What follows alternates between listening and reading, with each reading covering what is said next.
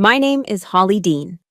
At 32 years old, I'm a technical sergeant in the United States Air Force. But at my family's dinner table, my uniform was nothing more than a symbol of failure. My father, Raymond, raised his glass of red wine, a proud gleam in his eye as he looked at my younger sister, Isabella. To Bella, he said, his voice booming across the dining room. She's building an empire out there, in the real world.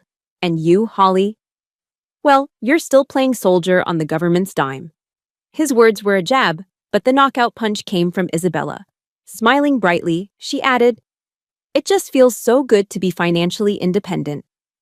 I nearly choked. Financially independent? This was the same woman who, just 3 days earlier, was sobbing on the phone, begging me to wire more money because her American Express had been declined. They didn't know that a soldier's patience has its limits. And tonight, my mission expose the truth was officially underway. If you've ever been underestimated and had your efforts dismissed by the very people who should have been your biggest supporters, let me know where you're watching from. Hit that like button and subscribe. Because this story is for everyone who has decided it's time to reclaim their honor. The battlefield wasn't in some distant, sand-swept country. It was here, in my father's opulent home in Cherry Creek, Denver, laid out across a polished mahogany table set with sterling silver. The scent of herb-crusted lamb chops filled the air, but the atmosphere was thicker, more suffocating than any kitchen smoke. This was a familiar war zone, one where the weapons were words and the casualties were invisible. My father, Raymond, launched the first volley. He began his usual toast, a monologue disguised as a celebration, dedicated entirely to my sister, Isabella. "She's a rising star in the retail world," he declared, his voice rich with a pride he never directed at me. "Pulled herself up by her own bootstraps, a true competitor." He gestured vaguely in my direction. "Unlike the military, which is a fine, safe way out for those who don't dare to compete." I said nothing. My training kicked in. I focused on a simple, physical task, cutting my lamb chop. My knife sliced through the meat with methodical precision, a habit from years of maintaining discipline under pressure. I controlled my breathing, a steady rhythm I'd learned to use when the world was spinning out of control. Inhale for 3, hold for 2, exhale for 4. But with every word my father spoke, another needle prick of pain broke through my defenses. I felt like a stranger in my own home, a prop in uniform brought in to complete the family portrait. Jocko Willink's mantra echoed in my head. Discipline equals freedom. I was using all the discipline I had just to keep my composure. But I had to wonder, where exactly was my freedom? Then came the assault from the flank. Isabella, radiant in a designer dress I knew for a fact cost $1,200, basked in the praise. She smiled demurely and began recounting the immense challenges of her job as a retail manager. She spoke of managing a large team and being accountable for multi-million-dollar sales targets. It was a masterclass in corporate buzzwords designed to sound impressive to a retired business consultant like my father. Then she delivered the killing blow, looking my father straight in the eye. "But it's all worth it. It just feels so good to be completely and totally financially independent." I heard the soft clink of my water glass against the plate as my hand trembled. Independent? The word screamed in my mind. The woman sitting across from me, playing the role of a self-made titan of industry, had used a direct transfer from my bank account to buy the very dress she was wearing. I looked into her eyes, past the expensive mascara and the practiced smile, and I saw nothing. A perfect, polished emptiness. It was a brand of betrayal so shameless it hurt more than my father's blunt disdain. His blindness was a tragedy. Her deception was a choice. Raymond, now fully warmed up, continued his performance. He launched into a comparison, his favorite rhetorical tool. "You see, your sister is fighting battles in the boardroom. That's the real world. You're tucked away somewhere safe, with the government making sure you have a roof over your head and 3 meals a day." He then brought up a new weapon, a story he'd clearly been saving. "Mark Jensen's son, you know, from down the street, just made vice president at an investment bank on Wall Street. Bought himself a new BMW. That's success, daughter, not some pins on a uniform." His words weren't just an insult to me, they were an insult to every man and woman who wore a uniform. To make it worse, he dredged up the memory of Mr. Henderson, an old neighbor and a Vietnam veteran who had struggled his entire life after coming home. "Look at him, Holly," my father said, his voice laced with pity. "The military doesn't teach you how to get rich." I felt the blood rush to my face, a hot tide of fury. But beneath it, a cold, clear anger began to crystallize in my chest. It wasn't the explosive kind, but the patient, enduring rage of a soldier who knows the mission has changed. I could no longer just endure. I had to engage. The dinner finally ended. As we stood to leave, Isabella wrapped me in a brief, stiff hug. She leaned in and whispered, her breath warm against my ear, "Thanks for everything, sis." The two words were empty, a hollow echo of the gratitude she should have felt but never did. I didn't respond. There was nothing left to say. I drove back to my small, functional apartment near Buckley Air Force Base, the contrast between my world and theirs, a chasm. His house was a monument to perceived success. My apartment was a testament to quiet, unseen work. I didn't turn on the lights. I just sat there in the driver's seat for a long time, the silence of the car a welcome relief. Finally, I went inside and sat on the edge of my bed, my eyes adjusting to the darkness. They landed on a small framed photo on my nightstand. It was me at 10 years old, in my green Girl Scout uniform, covered in merit badges. I was standing next to my father, who was beaming with pride in his own freshly pressed suit on the day he made partner at his firm. His arm was wrapped around my shoulders, his smile genuine and warm. It was the smile of a man who saw his daughter, not a disappointment. Where did that man go? The question hung in the silent room, heavy and unanswered. And why, I wondered, was I paying for my sister to play the part of a success, while I was being treated like the failure? Staring at that old photograph, at the ghost of a father's warm smile, I felt the present moment dissolve. The questions from tonight. Why? How did we get here?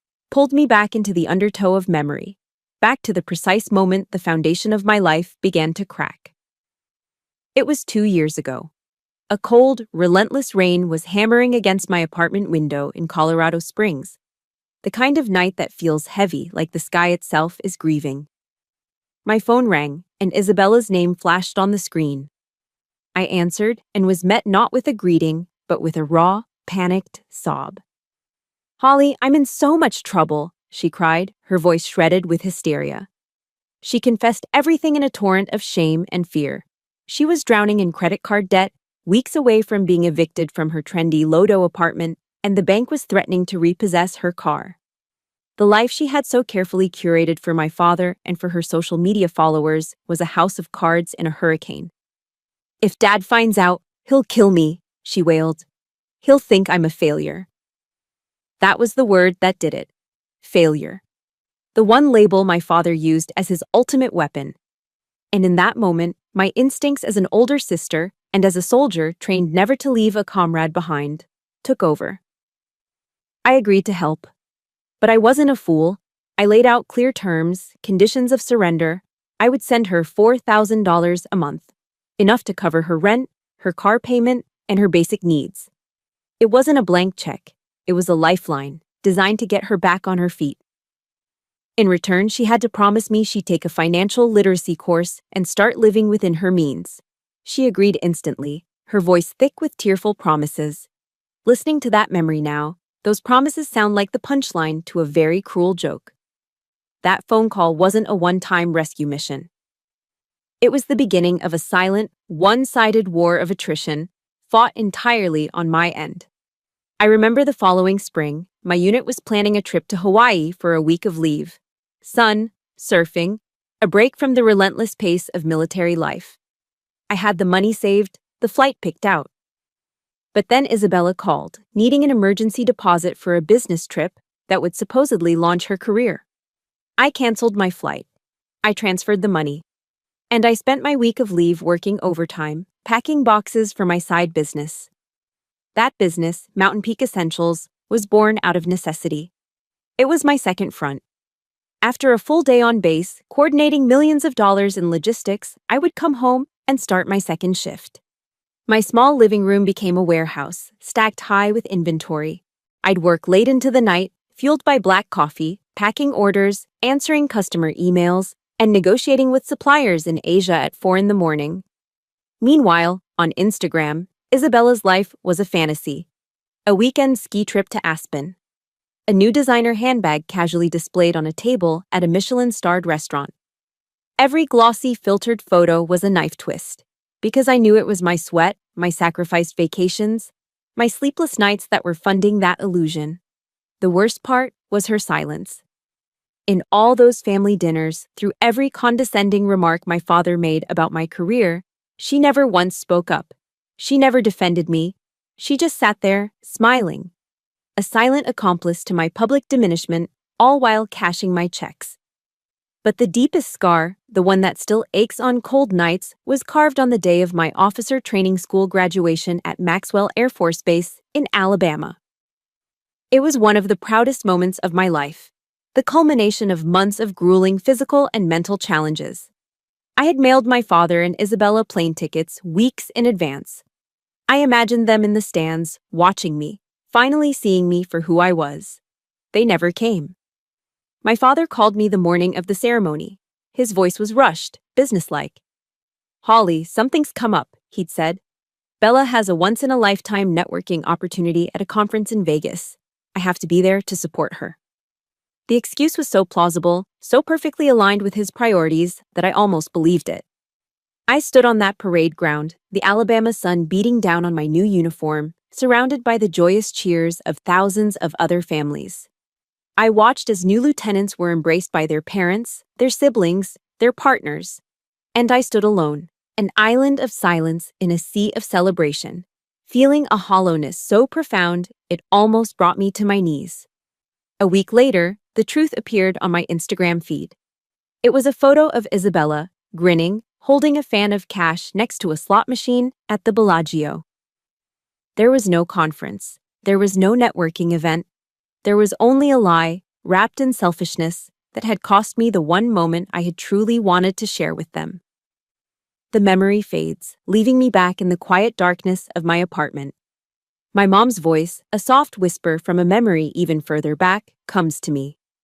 On one of her last good days, she had squeezed my hand and said, "You're the pillar of this family, my girl. Be strong."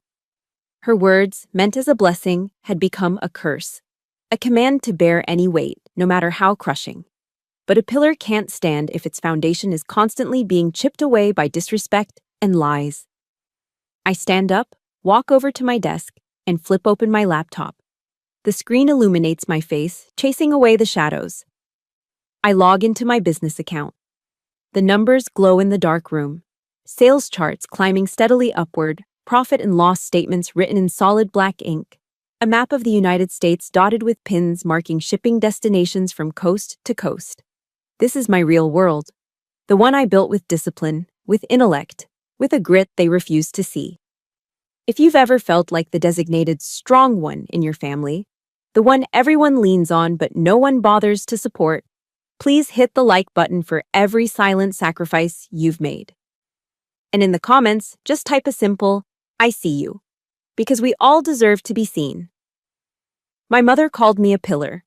It's about time I showed them what this pillar is really made of. Success, the kind my father talked about, was a lightning strike. A Wall Street promotion, a gleaming new BMW appearing overnight. My success wasn't like that. It was a slow, grueling climb up a mountain in the dark, with no one to see the struggle. It was built in the silent hours between one life ending and another beginning. My days were governed by the rigorous clockwork of the military. From 600 to 1800, I was Technical Sergeant Dean, a logistics specialist at Buckley Air Force Base. My world was one of precision and consequence, coordinating multi-million-dollar shipments of critical assets. I moved with purpose, spoke with clarity, and managed my responsibilities with the unwavering focus the Air Force demanded. There was a clean simplicity to it, a mission, a plan, an execution. But when the sun dipped behind the Rockies and I drove off base, I shed one uniform only to step into another. The moment I unlocked the door to my apartment, I became CEO Holly. My small, sparsely furnished living space wasn't a place of rest. It was the headquarters, warehouse, and shipping department of Mountain Peak Essentials. Stacks of inventory boxes lined the walls, a silent army waiting for deployment. The air smelled of cardboard and packing tape. My evenings bled into nights, and nights into early mornings. Sleep became a luxury I couldn't afford. Dinner was often a protein bar, unwrapped and eaten with one hand while the other typed a response to a customer inquiry from the East Coast. At midnight, I'd be on my knees on the floor, packing orders with methodical speed, printing labels and arranging them for the next day's postal run. At 4 a.m., I'd be on a video call with a supplier in Asia, negotiating pricing on new materials, my mind sharp despite the bone-deep exhaustion. Every morning, no matter how little I'd slept, I would start my day with a simple ritual inspired by a speech from Admiral William H. McRaven. I made my bed. Perfectly. It was the first completed task of the day, a small victory that set the tone for the discipline required to win the larger war. The road was anything but smooth. It was paved with failures that felt catastrophic at the time. I'll never forget the shipment, my largest to date, that was held up in customs due to a paperwork error on the supplier's end. It was a nightmare. Thousands of dollars of my capital were frozen, and angry emails from customers started pouring in. For 3 straight nights, I didn't sleep at all. I personally called every single customer, apologizing, explaining the situation, and offering them a full refund or a discount on their next purchase. I remember the condescending tone of some of the mail suppliers I dealt with early on. They'd hear my voice, learn I was active duty military, and immediately dismiss me as a hobbyist playing business. But the military teaches you to adapt and overcome. Every setback became a lesson. I started applying the principles I used every day in my Air Force job to my own business. I implemented a just-in-time, or JIT, supply chain model to manage my inventory, minimizing waste and optimizing cash flow. When a problem arose, I didn't panic. I treated it like a mission brief. Assess the situation. Formulate a plan, execute, debrief, and learn. The condescension from others only hardened my resolve. I let my professionalism and my results speak for themselves. Failure wasn't an option, it was just data. But the most brutal battles were the ones fought in silence, inside my own car. One afternoon, I was parked outside the post office, having just dropped off a load of packages. I was eating a dry turkey sandwich on whole wheat, my lunch for the day. While I ate, I pulled up my banking app to check on a transfer. And there, on the screen, was the linked view of Isabella's credit card statement, the one I paid off every month. The list of charges made my throat tighten. A $500 dinner at a steakhouse in Cherry Creek, an $800 pair of Christian Louboutin heels. The same day those charges posted, I had received a text from my Air Force buddies. They were heading up to Vail for a weekend of skiing, and they had an extra spot for me. I wanted to go so badly it ached, to feel the crisp mountain air, the burn in my legs, the simple joy of being with friends. But I texted back a polite decline, saying I had to work.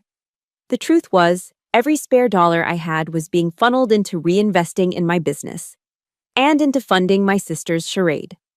I sat there in my car, looking at the half-eaten sandwich in my hand, and then at the 5-star lifestyle on my phone screen. I was living on the bare minimum, sacrificing my own small pleasures so that she could live a lie. No one knew, no one saw, and no one ever said thank you. That winter, the relentless pace caught up with me. I got sick, a nasty flu that left me shivering with fever and too weak to get out of bed. I lay there alone in my apartment, the silence broken only by my own coughing. No one brought me soup. No one checked in on me. Out of a morbid curiosity, I picked up my phone and scrolled through Instagram. There was a new post from Isabella. It was a picture of her wrapped in a plush white robe at a luxury spa, a serene smile on her face. The caption read, "A little self-care is so important for my mental health." The spa day was paid for with the money I had sent her just last week. I closed my eyes, the bitter irony a poison in my system. Just as I was about to surrender to despair, my phone buzzed with an email notification. I almost ignored it, but something made me open it. The subject line read, "Inquiry from an admirer of Mountain Peak Essentials." It was from a man who ran one of the most popular outdoor adventure blogs in the country. He wrote that he had randomly bought one of my backpacks for a hiking trip in Utah and had been, in his words, absolutely blown away by the quality and design. He wanted to feature my company, my story, in a detailed review on his site. I read the email once, then twice, then a third time, letting the words sink in. A small, unfamiliar sensation started to form on my lips. A smile. It wasn't wide or joyous, but it was real. It was recognition.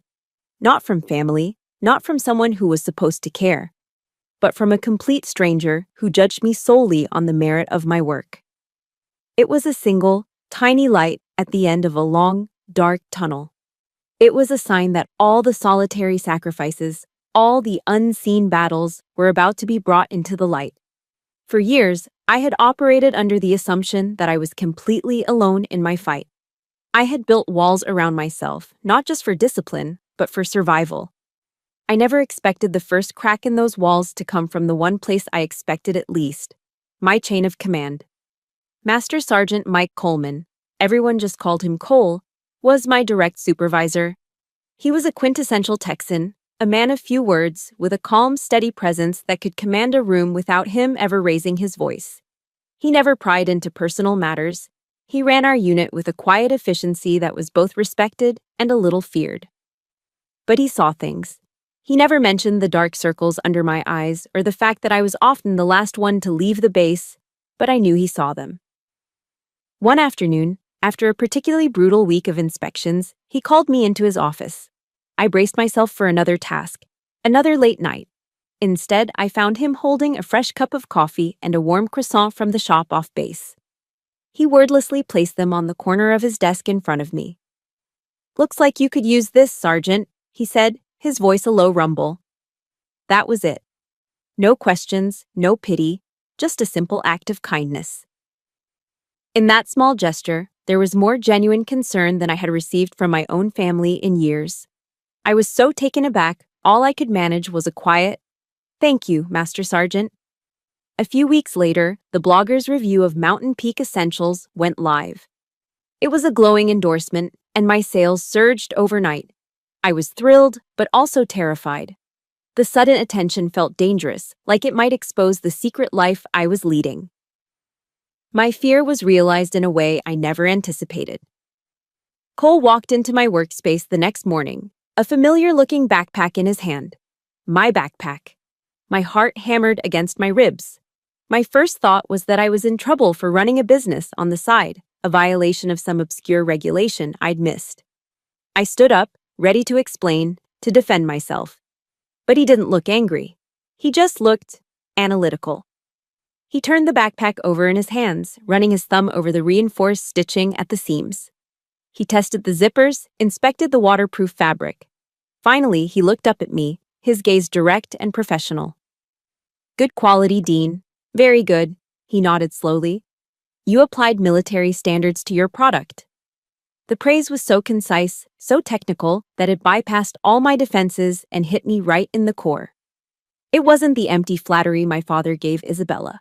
It was a professional assessment from someone whose opinion I respected. For the first time, someone in a position of authority saw my business not as a silly hobby, but as a serious, well-executed operation. He saw the excellence I strove for, the same value we were taught to uphold in the Air Force, excellence in all we do.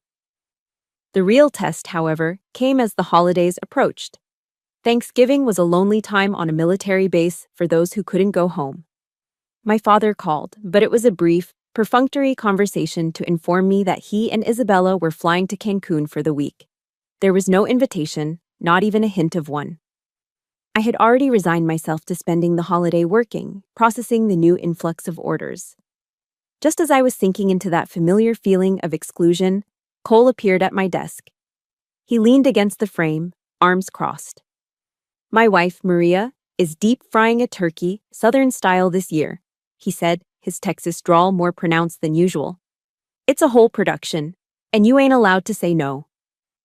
That evening, I found myself stepping into a world I'd only ever seen in movies. The Coleman house was warm and loud, filled with the smells of roasting turkey and pecan pie, and overflowing with the easy laughter of a family that genuinely enjoyed each other. His kids, a teenage son and daughter, greeted me with enthusiastic hugs. His wife, Maria, a woman with a smile that could melt a Colorado winter, immediately handed me a glass of sweet tea and pulled me into the kitchen. They didn't ask me about my rank. They didn't ask about my salary. They asked about me. They asked about my travels, about the funniest thing that ever happened to me on base, about my dreams for my business. I sat at their crowded table, passed mashed potatoes, and actually laughed. A deep, genuine laugh that felt rusty from disuse. At one point, Maria asked casually about my family. I gave a vague, non-committal answer about them being out of town. A flicker of sadness must have crossed my face because I saw her exchange a quick, knowing glance with her husband. They didn't push. They just seamlessly changed the subject. I watched the easy way Cole teased his son, the way his daughter leaned her head on his shoulder, and I felt a pang of longing for a warmth I had craved my entire life. As I was leaving, full of more good food and genuine affection than I'd had in a decade, Maria pulled me into a tight embrace. "You are one strong young woman," she whispered, her voice full of a maternal warmth that made my eyes burn. "Anytime you need a place to land, our door is always open. You hear me?" I managed to nod, my throat too tight to speak. I got into my car and just sat in their driveway for a moment, the sound of their family's laughter still echoing from the house. And then, for the first time in a long time, I cried. Not tears of sadness or frustration, but tears of overwhelming gratitude. I had been so focused on the family I was born into, the one that was supposed to love me, that I had failed to see the one I could build. A family forged not by blood, but by choice. A family built on a foundation of respect, understanding, and simple, honest kindness. The warmth of that realization spread through my chest, a shield against the cold. It was a new kind of strength, a reserve of energy I didn't know I had. And as it turned out, I was going to need every ounce of it for the storm that was about to break. The warmth from Thanksgiving at the Colemans' house had lingered within me for days, a low, steady flame warding off the encroaching cold of my reality. For the first time, I felt a sense of peace, a belief that I could build a life defined by my chosen family, not the one that had consistently failed me. That peace, I was about to learn, was fragile. I was in my makeshift warehouse, my living room, doing a late-night inventory check when my phone buzzed, shattering the silence. It was my father, calling from Mexico. I could hear the faint sound of mariachi music in the background. His voice was unnaturally cheerful, laced with the forced joviality he used when he wanted something. "Holly, sweetheart, it's paradise down here. You should be with us." The invitation was so hollow it barely registered. It was the conversational equivalent of a Trojan horse, and I knew what was hidden inside. After a few minutes of superficial pleasantries about the weather and the resort, he got to the point. His voice shifted, taking on the conspiratorial tone of a man about to reveal a secret to immense wealth. "Your sister has stumbled upon a golden opportunity," he began. "A premium retail space just opened up in Cherry Creek North. The foot traffic is incredible. This is it, Holly. This is the breakthrough she needs to take her career to the next level." I remained silent, listening to the rehearsed excitement in his voice. My own heart began to beat a slow, heavy rhythm against my ribs, like a warning drum. I knew the script. I knew my line was coming. "Now, the only catch," he continued, his tone becoming more serious, "is that we need to put down a significant security deposit to lock it in, about $50,000, and we need it immediately." He said the number as casually as if he were asking for $50 for gas. I was thinking, you could help us out with that. After all, with your steady job, you must have a decent amount in savings. The air in my lungs turned to ice. $50,000. It was nearly the entire sum I had painstakingly saved to expand my own business, to finally move my inventory out of my living room and into a proper warehouse. He didn't ask. He assumed. He didn't frame it as a favor, he presented it as my duty. Then came the part that made my stomach clench. And you know, with your military record, your credit is pristine. It would be much easier for you to secure a small business loan in your name for Bella's project. Think of it, Holly. This is your chance to truly contribute to the family's success. A memory from a training session years ago flashed in my mind. A class on psychological operations, or ECYOP. We learned to identify tactics of manipulation, distortion of reality, appeals to emotion, guilt tripping. My own father was using a textbook strategy against me. I hesitated, trying to find the right words, but my silence was all the opening Isabella needed. I heard a shuffle on the other end, and then her voice, syrupy and dramatic, filled my ear. Holly? Sis? This is my dream. My one big shot, she pleaded, her voice already cracking. If I get this store, I can finally be completely independent, and I won't have to bother you anymore. The fake tears started then, perfectly timed. I swear I'll pay you back every single penny with interest. Don't you trust me? Don't you want to see me happy? We're family, aren't we? We're family. The words were a weapon, coated in poison. In the background, I could hear the gentle rhythmic crash of ocean waves on a Mexican shore. The sound of their paradise was the sound of my personal hell. They were calling me from a vacation, relaxed and entitled, to demand the fruits of my labor, to ask me to sacrifice my future for her fantasy. I took a slow, deliberate breath. The memory of the Coleman's Thanksgiving table, the easy laughter, the genuine warmth, Maria's embrace, rose up in me like a shield. A real family doesn't put you in this position. A real family protects you. They don't use you as a financial tool. That clarity cut through all the noise, all the guilt, all the years of ingrained obligation. Let me think about it, I said. My voice was colder than I intended, devoid of any emotion. I hung up the phone before they could launch another volley.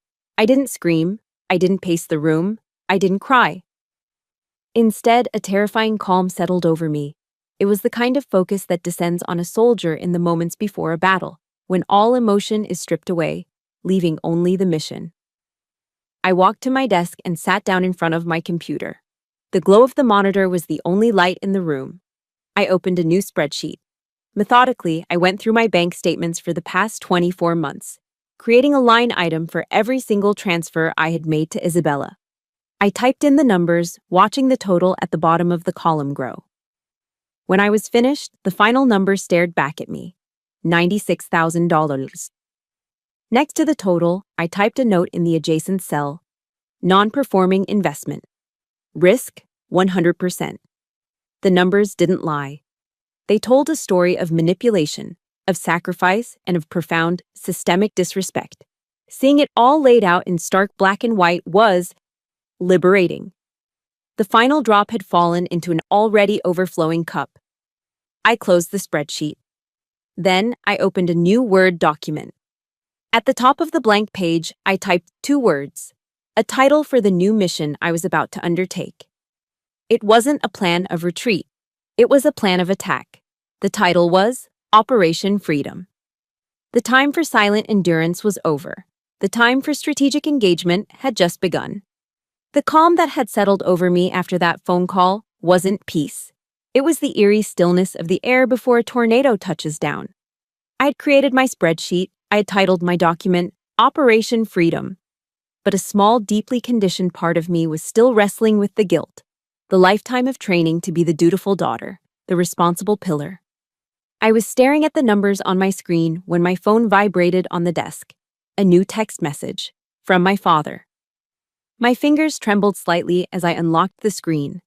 The message was short, but it was weighted with the entirety of my family's dysfunction. It read, "Don't be selfish, Holly. Sometimes you have to sacrifice for family. It's what your mother would have wanted." An arctic chill shot down my spine. He had done it.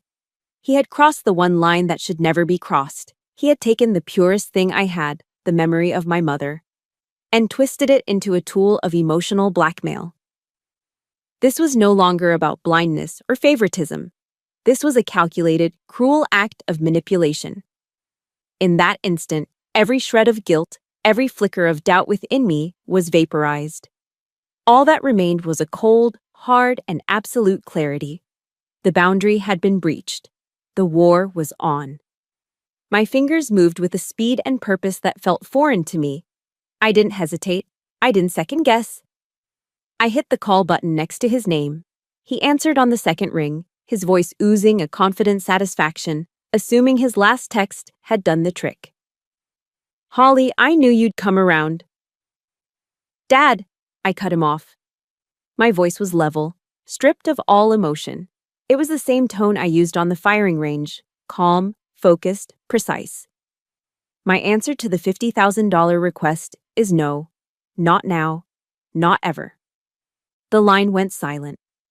I could hear the distant, festive music from his resort, a bizarre soundtrack to the implosion of our family dynamic. "What did you say?" he finally stammered, the confidence gone from his voice. "And there's one more thing," I continued, my voice unwavering. "As of tomorrow morning, the $4,000 monthly allowance to Isabella is terminated, permanently." The explosion was immediate. It was as if I had pulled the pin on a grenade he'd been holding. "You selfish, ungrateful child," he roared, his voice cracking with rage. "Do you have any idea what you're doing? You're ruining your sister's future," I let him yell. I listened to the accusations, the insults, the familiar script of my failures. I held the phone slightly away from my ear and waited, my own breathing steady. When he finally paused to take a breath, I spoke, my words like chips of ice. "The person ruining her future is Isabella, with your full endorsement. I have been funding this lie for 2 years. That is over. I will not participate in this theater anymore. I am a technical sergeant in the United States Air Force, Dad. I am not the family ATM." In the background, I could hear a new sound. Isabella starting to wail. Her weapon of choice. But for the first time, the sound had no effect on me. It was just noise. Before he could launch into another tirade, I delivered my final command. "And you will never, ever bring my mother into this again." I ended the call. The silence that filled my apartment was absolute. It was profound. And for the first time in years, I felt like I could actually breathe. The air filled my lungs completely, without the crushing weight of expectation and obligation that had been sitting on my chest for my entire adult life. It wasn't happiness, it was liberation. A quote from Brené Brown that I'd read once surfaced in my mind. "Daring to set boundaries is about having the courage to love ourselves, even when we risk disappointing others." Tonight, I had finally chosen to love myself. If you have ever had a moment where you finally said, "Enough is enough," whether it was out loud or just a promise to yourself, hit that like button to stand in solidarity. And in the comments below, I want you to write a single word: freedom. Because that's what this moment is all about. I knew this wasn't the end. It was the declaration of war. They wouldn't let this go. There would be fallout, counterattacks, attempts to pull me back into the toxic orbit I had just escaped. But for the first time, I was ready for it. I was no longer a passive defender. I was going on the offensive. I picked up my phone again. My thumb scrolled through my contacts, past the names of my father and sister, and stopped on a name that represented integrity and strength. I pressed the call button. He answered on the first ring. "Coleman." "Master Sergeant Cole," I said, my voice steady and clear. "It's Holly Dean. I'm sorry to bother you after hours, but I need some advice." I paused, took a breath, and committed to the new path I was on. "And I think I might need a lawyer." After that phone call, I didn't waste a single moment on anger. Anger was a luxury, an emotion. I was now operating on pure strategy.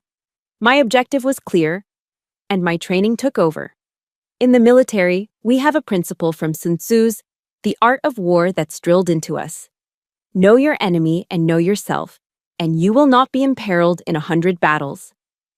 I knew my enemy's weaknesses, my father's arrogant pride, and Isabella's complete financial dependence, and I was finally beginning to understand my own strength, the undeniable, verifiable truth. The morning after my call with Cole, I met him at a small independent coffee shop just off base. The place smelled of roasted beans and quiet determination. I laid out the entire story for him, from the first desperate phone call from Isabella 2 years ago to the manipulative text message from my father last night. I left nothing out.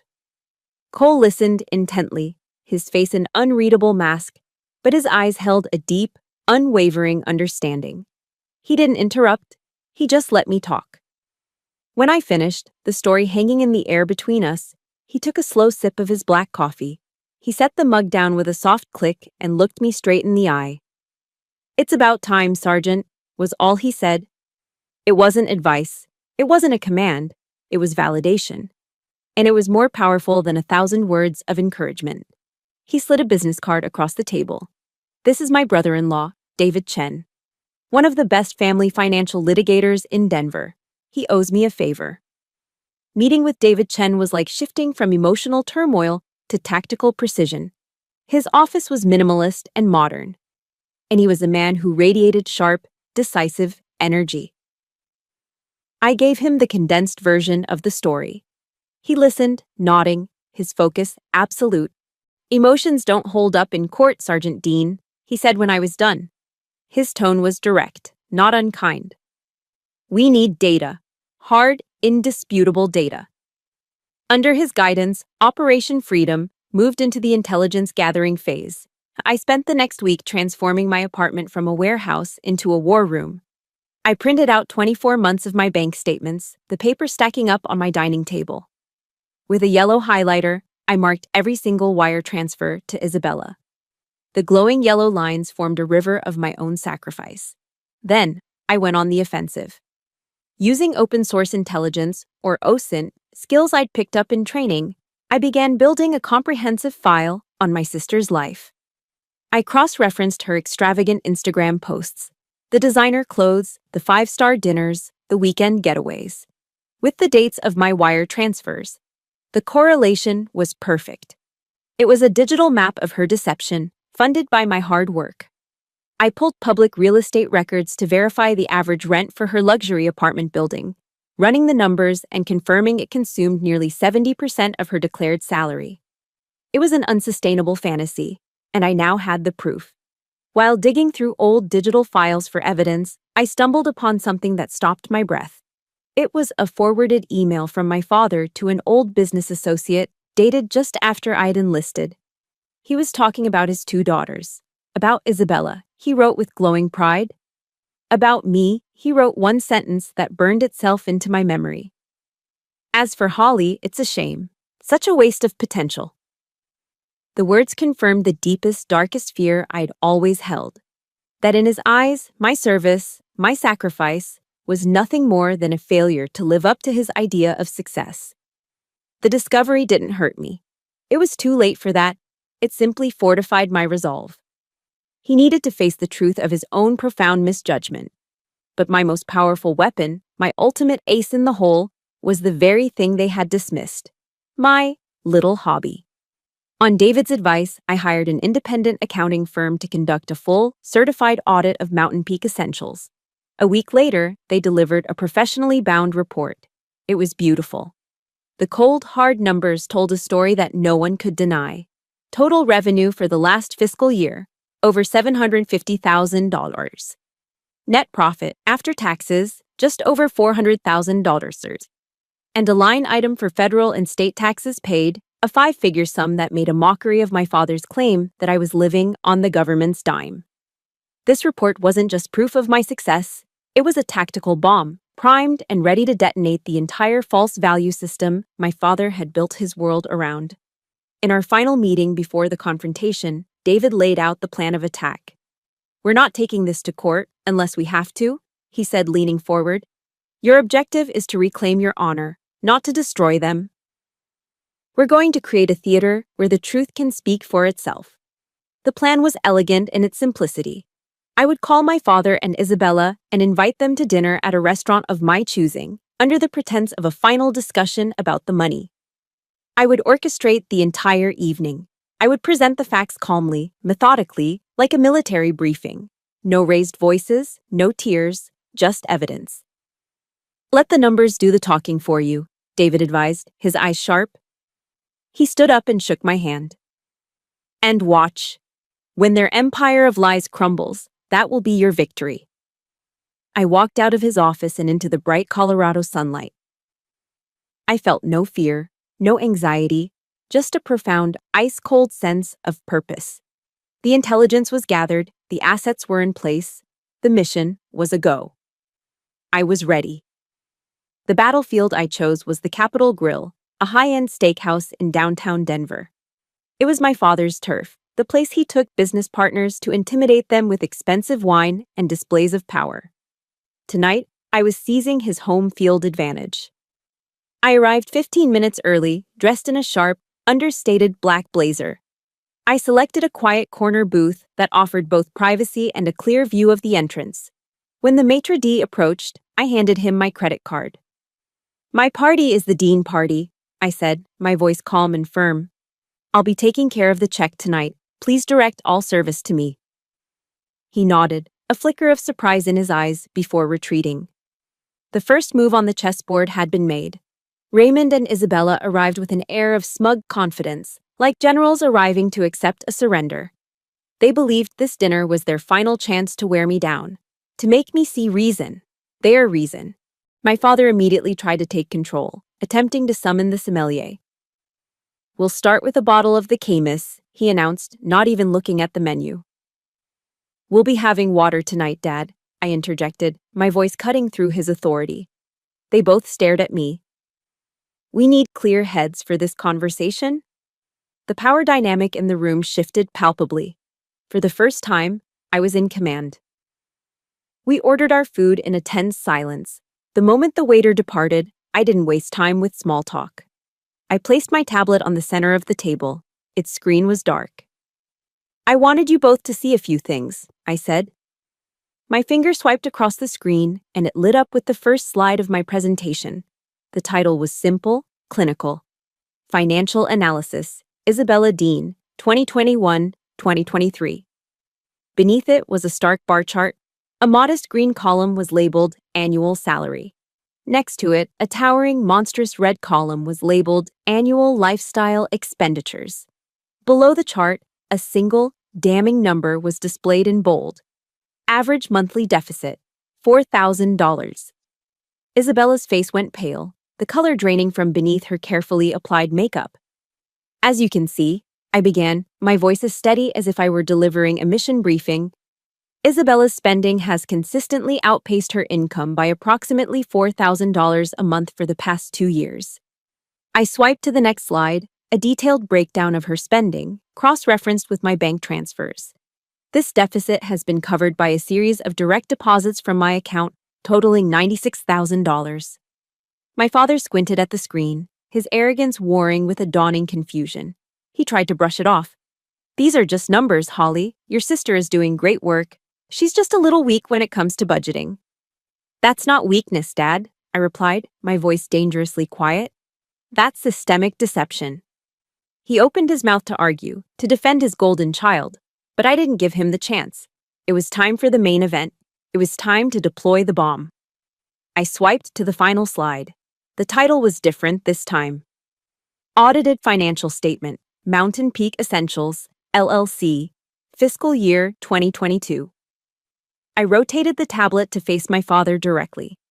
The numbers glowed on the screen, cold, hard, and undeniable. Gross revenue, $750, $130 net profit. After taxes, $4,790. My father stared at the screen. His mouth fell open. He physically recoiled in his seat, as if the light from the tablet was a physical force. He blinked, rubbed his eyes, and leaned forward again, convinced he was misreading it. The numbers didn't change. The bravado, the condescension, the lifetime of dismissive pride, it all crumbled in that one silent moment. What is this?" he finally whispered, his voice a hoarse croak. I looked at him, my expression unreadable. "This," I said, my voice flat and devoid of any triumph, "is my silly little hobby." The sentence hung in the air, and then absolute silence descended upon our table. It was a silence so heavy it felt like it had a physical weight.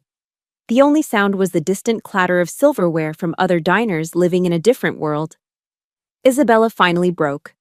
A choked sob escaped her lips, then another. These weren't her usual calculated, manipulative tears. These were the raw, gasping sobs of utter and complete exposure. My father leaned back in his chair, his face a mask of shock. He looked utterly poleaxed, like a man who had just discovered the sky was green and the ground was made of glass. He reached blindly for his wine glass, the one that had been filled with water, and his hand knocked against it. It tipped over, fell from the table, and shattered on the marble floor. The sound was sharp and violent, a gunshot in the serene atmosphere of the restaurant. Heads turned. A waiter hurried over. My father didn't even notice. He was staring at me, but he wasn't looking at his daughter. He was looking at a stranger, a ghost who had been sitting at his table all these years, a person he had never once bothered to see, a person he had misjudged so profoundly, so catastrophically, that his entire worldview had just been invalidated. I didn't say another word. My mission was complete. The truth was on the table. I calmly picked up my glass of water, took a slow, deliberate sip, and let the crushing weight of that truth do the rest of the work. The detonation at the Capitol Grill was followed by a strange and deafening silence. In the days after, my phone, which had once been a source of constant, low-grade anxiety, went quiet. There were no pleading calls, no manipulative texts, no demands disguised as family emergencies. The silence was a relief, a vast open space where I could finally breathe. But it was also heavy, filled with the ghosts of what had been shattered. I felt a profound sense of exhaustion, the kind a soldier feels after a long and brutal campaign.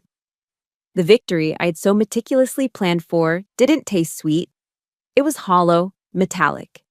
There was no triumphant parade, only the quiet, lonely task of surveying the wreckage. I had won the battle for my honor, but in doing so, I realized I was also mourning.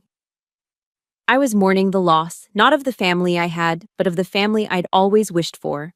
The one that was supposed to be a safe harbor, not a minefield. A week into this new, quiet reality, my father called.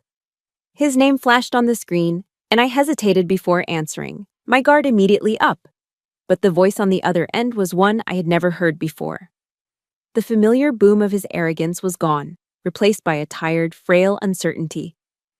"I haven't been sleeping, Holly," he confessed, his voice trembling slightly. "Those numbers, they just keep replaying in my head." He told me he'd spoken to some of his old colleagues in the business world, men whose opinions he valued. He had described my business, my revenue, my profit margins, without saying it was mine. They had all confirmed the same thing. It was a phenomenal success story. "I've been a fool, Holly," he said, the words sounding rusty and foreign on his tongue. "A proud, arrogant fool. I'm sorry. I was a terrible father to you." It was the apology I'd spent a lifetime waiting to hear, the words I'd fantasized about in my darkest moments of self-doubt. But when they finally came, they didn't bring the healing wave of relief I had expected. They just landed in the empty space inside me, a testament to how much damage had been done. An apology couldn't rebuild a house that had been allowed to rot from the inside out. "I accept your apology, Dad," I said, and I meant it. But I knew, and I think he knew, that it wasn't enough. Isabella, predictably, chose a different approach. A few days later, a thick cream-colored envelope arrived in my mailbox. Her handwriting, a looping dramatic cursive, covered the front. Inside was a multi-page, handwritten letter. It was a masterpiece of performative remorse. She wrote of her deep shame, her utter despair, her newfound clarity. She admitted to every lie, every manipulation. It was all there. But as I read on, her true nature bled through the ink. Tucked between paragraphs of self-flagellation was the real purpose of the letter. "I know I messed up, Holly," she wrote. "But I've learned my lesson now. I truly have. If you could just find it in your heart to help me with a small startup loan, I promise, this time will be different." I finished the letter, folded it neatly, and dropped it into the trash can. It was clear she wasn't sorry for what she did. She was only sorry she got caught. The pattern would never change. I sat in the quiet of my apartment and thought about the Serenity Prayer, a simple verse my mother had loved. "God, Grant me the serenity to accept the things I cannot change, the courage to change the things I can, and the wisdom to know the difference. For years, I had been trying to change them. I had been sacrificing myself on the altar of their approval, hoping they would one day see me. But I couldn't change them. My father's deeply ingrained prejudices, Isabella's pathological narcissism, those were things beyond my control. But I could change how I responded. I could change the terms of my own engagement. I knew what I had to do. It was time to draw the final, unambiguous line. I picked up my phone and sent a text message to my father. I need time and I need space. I will reach out when I'm ready. But our relationship, if it's going to exist, has to be rebuilt from the ground up on a foundation of truth and respect. I hit send before I could second-guess myself. Then, I opened my contacts. My thumb hovered over Isabella's entry. For a moment, a lifetime of memories, of two little girls playing in a backyard, of shared secrets and sisterly bonds, however frayed, flashed through my mind. I took a breath and pressed the button. Delete contact. A pop-up asked me to confirm. I did. She was gone. Finally, I scrolled to the entry for my father. The name on the screen read simply, Dad. It was a title, a role he had failed to live up to for so long. My fingers moved across the keyboard, deleting the 3 letters. I typed in his given name instead. Raymond. It wasn't an act of revenge. It was an act of profound and necessary self-preservation. It was about defining my relationships based on what they were, not on what they were supposed to be. I was no longer bound by false obligations or titles that had lost their meaning. The storm had passed. The aftershocks had been weathered. Now it was time to build on solid ground. 6 months passed. The silence that had once been heavy with unspoken resentments transformed into a quiet, peaceful space for growth.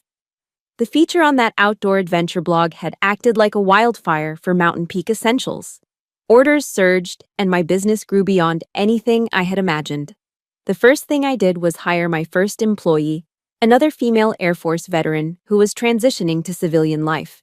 Together, we moved the entire inventory out of my living room and into a leased warehouse space. For the first time in years, my home was just a home, a place of rest. My life found a new rhythm, a balance between my duties as Sergeant Dean and my responsibilities as CEO Holly. The discipline was still there, but now it was complemented by a profound sense of peace. My relationship with Raymond began a slow, tentative process of rebuilding. We spoke on the phone once a week. We didn't talk about money, and we didn't rehash the past. We talked about his week, my work, the weather. He was learning how to listen. One day, a package arrived for me. Inside was one of my own backpacks. Tucked into the front pocket was a printed receipt showing he had purchased it online like any other customer. Later that day, a 5-star review appeared on my website under his name. It read, "An excellent product from an excellent woman. I'm proud of you, Dad." It was a small step, but it was on a foundation of truth. As for Isabella, I heard through the grapevine that she had moved in with a friend and was working 2 jobs to start paying off her debts. I felt no satisfaction, no schadenfreude, just a quiet acknowledgement of a natural consequence. Her reality had finally caught up with her fantasy. One afternoon, a letter arrived from an attorney's office. It was from the lawyer who managed my mother's estate. She had left me a small inheritance, a modest sum of money she had saved over the years. But tucked inside with the check was a handwritten letter from her, penned years before her passing. Her familiar, elegant script filled the page. "My dearest Holly," it began, "I have always known you are the strongest among us. I'm writing this to ask you to use that strength not just to endure, but to build something beautiful in this world. Create a legacy of kindness." Her words were a directive from beyond the grave, a final mission brief from the person who had always believed in me. I knew instantly what I had to do. I took her inheritance, combined it with a significant portion of my company's profits, and established a new foundation. I called it the Elizabeth Dean Grant for Women Veterans, a program designed to provide seed money and mentorship for female vets looking to start their own businesses. I was taking the pain of my past, and transforming it into a future for someone else. The launch event for the grant was held at a local community center in Denver. The room was filled with people. Master Sergeant Cole and his entire family were there, sitting right in the front row, beaming at me. And in the back, sitting alone in a corner, was Raymond. He wasn't holding court or commanding attention. He just sat quietly, watching me with an unmistakable look of pride in his eyes. When I stepped up to the podium to speak, I didn't talk about revenue charts or profit margins. I talked about my mother, Elizabeth. I spoke about the quiet strength of women who serve, both in and out of uniform. And I talked about the profound importance of having someone, just one person, who truly sees you and believes in your potential. After the ceremony, as people mingled, a young woman with bright, hopeful eyes approached me. She was the grant's very first recipient. She threw her arms around me in a spontaneous, heartfelt hug. "Thank you," she whispered, her voice thick with emotion. "You've given me a second chance." In that moment, holding this stranger in my arms, I felt a wave of validation so powerful it eclipsed everything else. This was it. This was the recognition that mattered. It wasn't about proving my father wrong. It was about proving my mother right. The story ends here, but my journey doesn't. It ends with me, on a cool, clear morning, hiking a trail high in the Rocky Mountains. The air is thin and crisp, and the rising sun is painting the peaks in hues of gold and rose. I stand at a scenic overlook, looking down at the sleeping valley below and up at the vast, endless sky above. I have fought my war. I have navigated the aftershocks. I have found my peace. I am no longer a shadow, living in the space left by others. I am no longer the reluctant pillar, bearing a weight that was never mine to carry. I am simply Holly, a soldier, an entrepreneur, a daughter who finally learned that the brightest dawn is the one you make for yourself. I smile, a real smile, one that reaches my eyes and fills my soul with a quiet, unshakable joy. And then I turn and continue walking forward, up the sunlit path. That morning on the mountain wasn't just an ending, it was the beginning of everything else. I know my story is just one of thousands out there, each with its own battles and its own scars. Our journeys may be different, but the courage it takes to reclaim our narrative is a bond we all share. It's a reminder that our true worth is never determined by those who refuse to see us. If this story resonated with you, I invite you to be part of this community. A community that believes in turning scars into strength. Please hit that like button, subscribe to the channel, and maybe share this story with someone who needs to be reminded that they have the power to create their own dawn. Thank you for listening.